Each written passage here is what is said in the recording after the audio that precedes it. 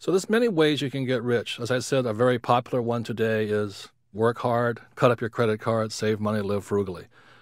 That's not my choice. That's a very middle-class choice. It's not the way I want to live.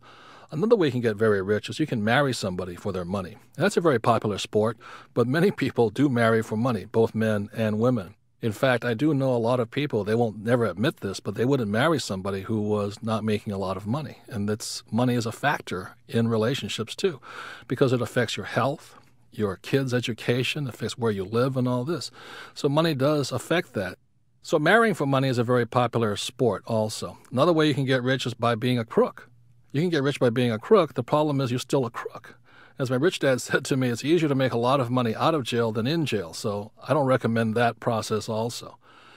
And the other way to be rich is by being generous and being smart. And that's what this program is designed to impart to you, is that you can be rich by being a generous person and being financially intelligent.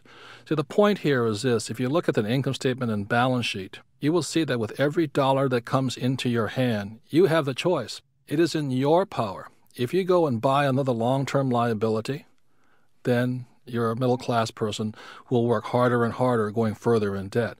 If you just blow the money, like go and buy a new shirt or a new stereo or something, then you're acting like a poor person. Money just goes right out the expense column. But if you're smart and you use that dollar to acquire an asset, either a business, some real estate, or some paper assets such as bonds, mutual funds, things like this, you're becoming a rich person. The point I want to make here is this: the choice is in your hands every single day. Every morning I get up and I make that decision. Every morning you get up and you make that decision. Every day if you get up, so I'm just going to work hard and I'm going to spend all my money. You're thinking like a poor person. If you get up and you say, oh boy, today is payday, I'm going to go out and go shopping, put some things on my credit card, maybe buy a bigger house, then you're thinking like a middle-class person. But if you get up and you say, this dollar is very important because I worked hard for it, and I'm going to make sure I keep it. So my rich dad said financial intelligence is not so much how much money you make, but how much money you keep, how hard that money works for you, and for how many generations you pass it on to. Then you're thinking like a rich person. So the point I make here is this: every morning I get up, I still need to make that choice.